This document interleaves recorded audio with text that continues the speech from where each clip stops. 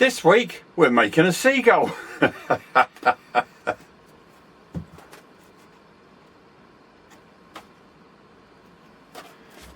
Well, welcome back. It's been about 6 weeks since I've done a good build.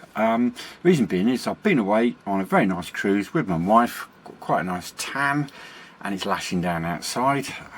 So now then, the reason for this build is I'm going to have a go at building a radio controlled seagull. The reason being is I literally spent hours watching them soaring across the side of the Queen Victoria, and obviously living at the seaside like I do, they've always fascinated me. But what I'd really like to do is I'm going to do this with a twist. So what I'd really like to do is use this as a test bed for various different styles of control. And when I mean different styles of control, I'm not going just elevons. What I'd like to do is I'd like to do wing twists at the tips, possibly variable geometry, just to have a little bit of fun to see if we can get it as much like bird control, you know, with the twisting tail. So basically the idea is I'd like to make one decent fuselage and then have various facilities to be able to drop different wings on. I might start off with a fairly basic fuselage. What I really want to do is I want to get the concept shape right and not waffle on too much, a bit like this. So anyway, I have looked at the rough I've got on the internet, because obviously that is everything on there is correct. So I've just typed in wingspan of a standard seagull, and then it says that the adults have a body that is roughly 22 to 26 inches long. Make a note of that. Well, that's 56 to 66 centimeters, and the wingspan is 54 to 55 inches, or 137 to 146 centimeters. Now the question we have to ask ourselves, is that the European version or the African version? Anybody knows what I'm talking about? Put a comment down in the comments. But anybody knows a certain age group is going to be fond of a certain comedy group, and make a note in the bottom. You'll know what I'm talking about.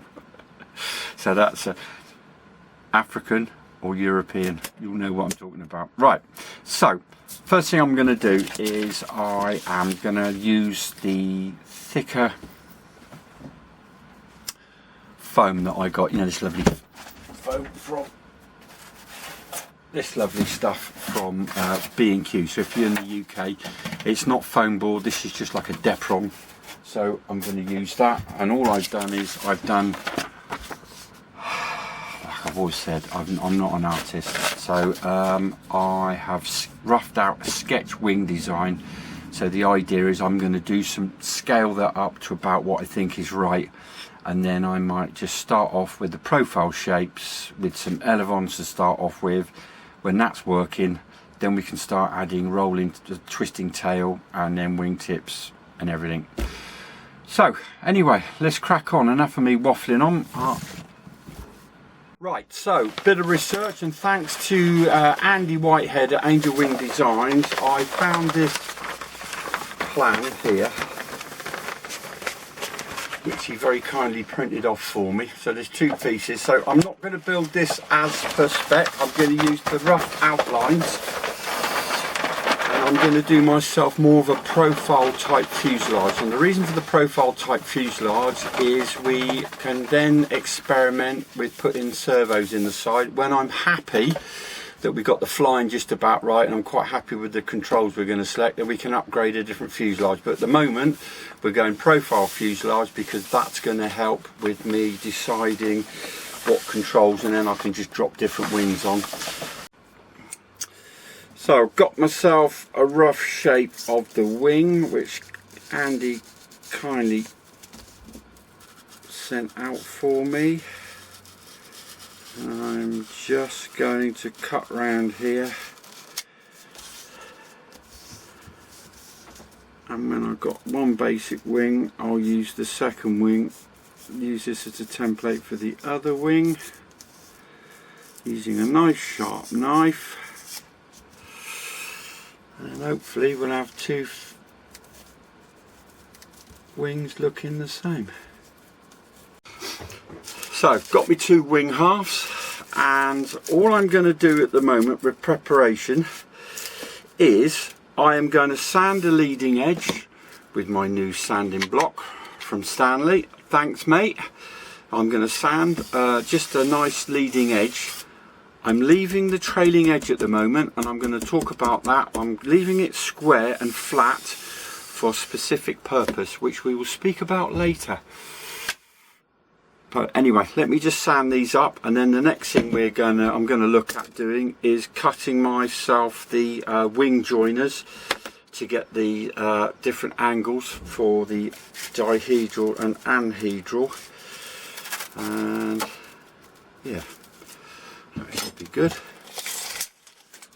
And the wingspan is 46 inches, or in old money, or for the Brexiteers, so it's 115 centimetres. Right, this is the underside of the, let's call it comic Seagull. Now, I have done making the fuselage 50mm wide, so I've allowed that, that's where the fuselage is going to go. And then these are, these elevons are, just if anybody's following me, from the outside, they are going to be 200mm out, and then just past there, giving myself about a couple of mil, this is where the anhedral break is going to be, because you remember the Seagull goes up and then slightly down, and these are from the root. This one is 50mm, and that bit there allowing for the curve is about 43mm. So there you go, and these elevons are going to be 200mm long. Now, I don't know if it's going to work. The issue I've got is that with the anhedral I can't have full working at the moment. Say this is wing number 1, so let's all not get carried away. I'd like to have a go. If this flies, I might experiment with adding KFM top and bottom, but I'm hoping that with the dihedral braces that actually this is going to be floppy and not too floppy. If it is, it might end up getting some glass tape on it, but at the moment this is where I am.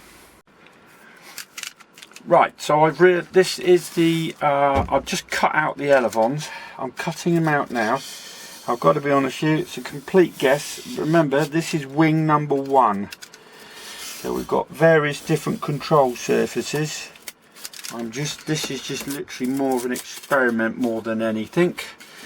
So the idea now is I have made myself 3 dihedral braces, which I'm going to put in there. Now I've got to be honest with you, I've guessed these looking at the plans, but the idea is I'm going to cut these into here like so, and that will then give me the dihedral. I'm going to put one quite at the back here, because this obviously is a bit of a weak area that might need some tape on it, but I'm gonna hold these on with bands, so I might have a little bit of wood going across the back here at the moment. So that's the next thing, is I'm going to cut these in, and then that will then give me the dihedral for the middle, and then we're going to go for, I'm just going to look at doing the anhedral. But just to give you some idea, that's what I've cut, and I've just literally used from my Avanti build. I always keep the spare ply, and that's what I've used.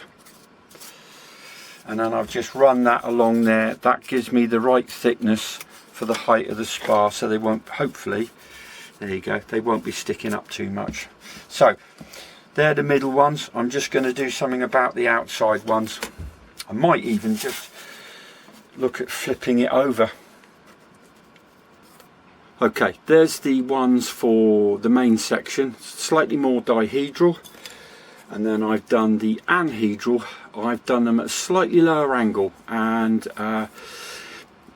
chatting to Andy about it, he made quite a good suggestion that if I make the anhedral too steep, then it sort of protects it. If I make them shallower, it protects it off the ground a little bit.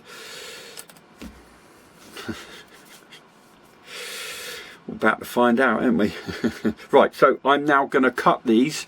I've done 3 for each section, so there's 3 in the middle and then 3, well it's actually 6 on the outside, 2 or 3 on the outer tips.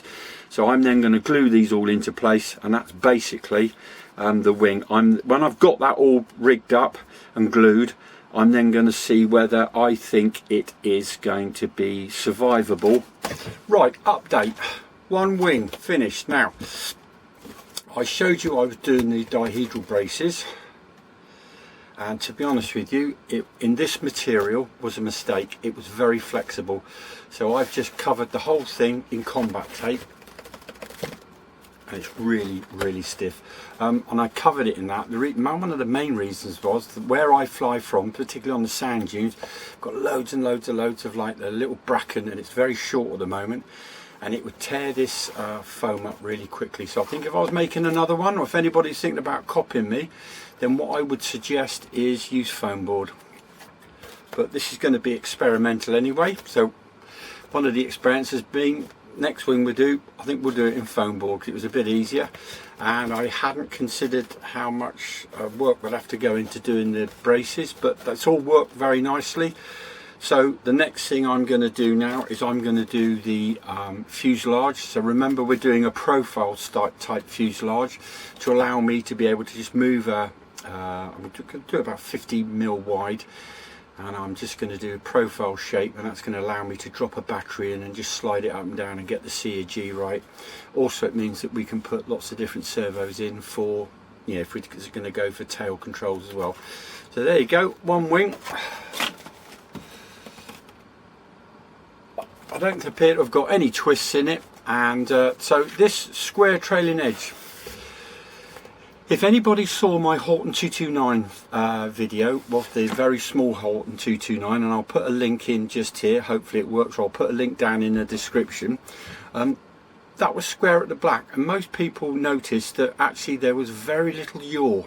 So I have a theory that having it square at the back, so quite thick at the back, generates a little bit of turbulence, and I'm wondering if that little bit of turbulence in this instance is going to help me with some stability, so we won't end up having to have some sort of vertical fin. And anybody who follows me knows I don't like sticking vertical fins on flying wings if I can get away with it. So anyway, I'll crack on with the fuzz and I'll keep you posted. Okay, right, fuselage. I have, with the plan that Andy very kindly printed off for me, if I can remember, I'll put a link in the video.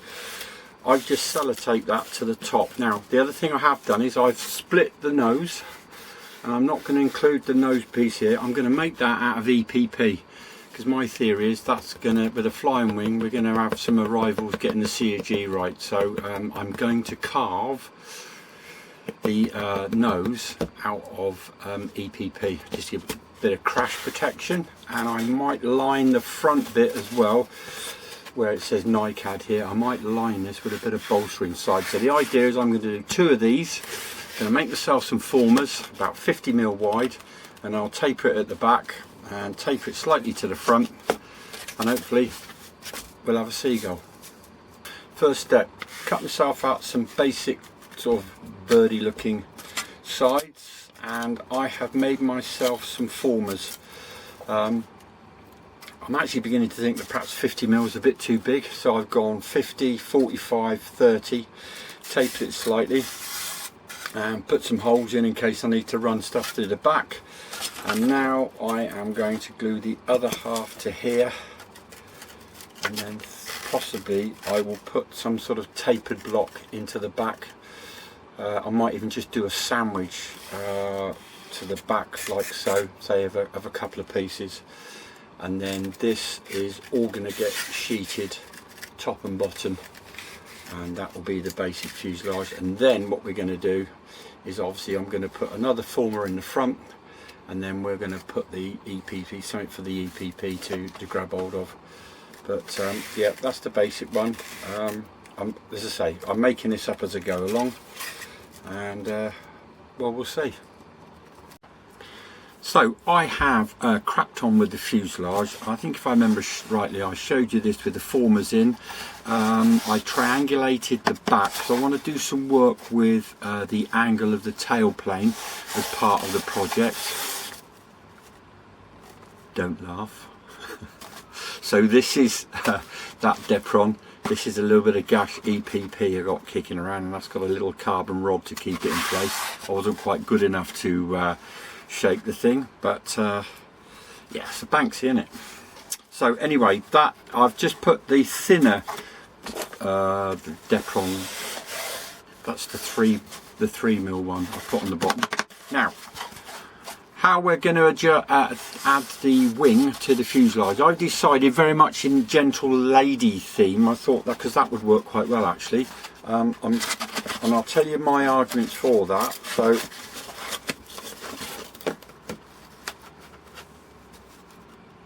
that's not looking bad actually, is it? Anyway, so I'm going to put a single little shaft there, little shaft at the back, and then like the gentle lady just have the one bang going across the middle. I didn't want to bolt it because you know, landing on the dunes and everything like that, it might slew in, slew out and rip the wing bolts out. And also if I did bands in the traditional way, so in other words I've got like, you know, shaft there and a rod there through it and I go crisscross, I'd be worried that it slides around a little bit, and then it also means it's a real faff with the elevons and everything. So the gentle lady one looked real keen. I'm umming and ahhing about whether I'm going to put some glass tape on this at the moment. I might leave it to see what happens, but anyway, so next step, I'm going to do the wing retention. We're going to put a little canopy on here, just a little bit on here for me to get into Jean's weights and everything.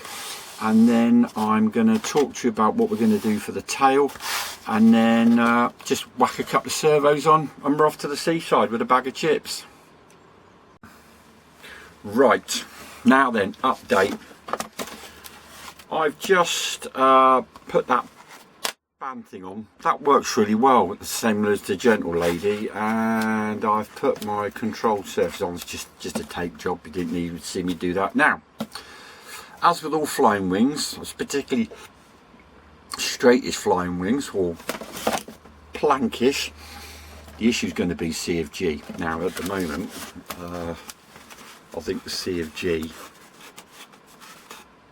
is about here, and we need it literally, I would say, it's going to be around this area, I would have thought. Now, the scary thing is that is a Eneloop, and that's a AAA pack, 800 milliamp hours, lasts some months on this.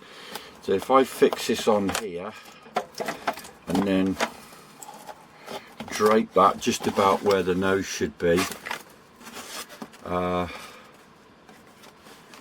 it only comes about halfway. So what we want to try and do, what I am going to try and do, is I'm going to stick the servos on the wings underneath, and I'm going to stick them as far forward as possible, and I'm going to butt them up sort of, I'll use this as a, I'm going to butt them up sort of here, that type of thing.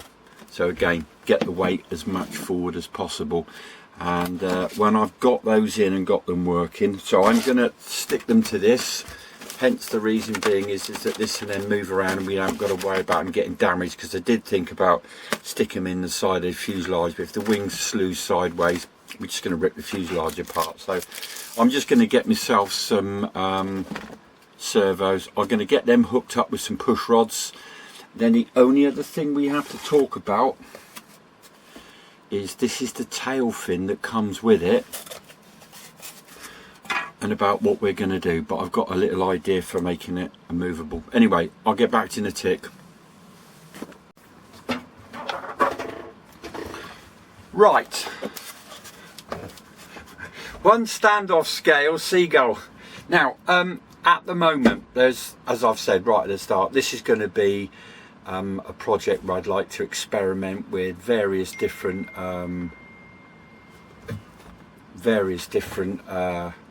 wing configurations. I have just got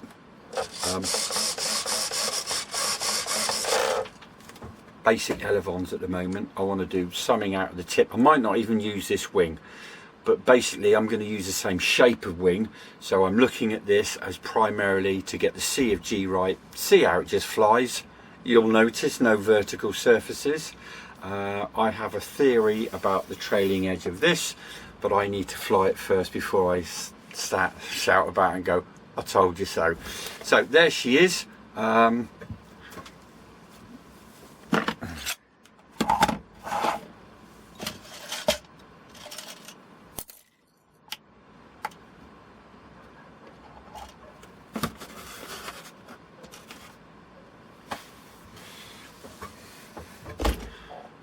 Weighs in at 228 grams, ready to fly.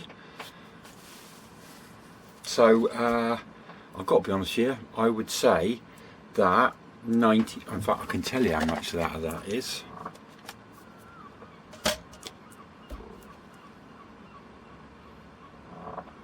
Obviously you can hear his brother.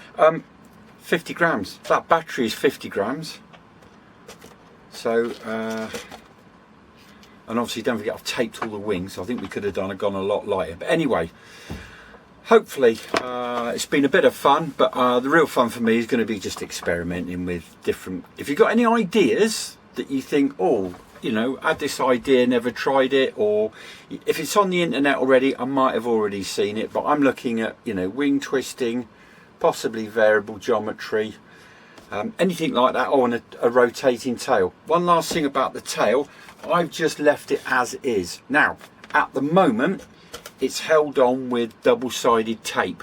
But what I might do is take it off and then see if actually angling it in this fixed rate is going to help with pitch stability. So, in other words, just changing the angle slightly, whether we can, it helps with the pitch stability. So, that'll be, I don't know. It's glowing green. Right. I'll stop chuffing on. I'll, well, the next time you see me, we'll be hovering over a bag of chips. Right, see you soon.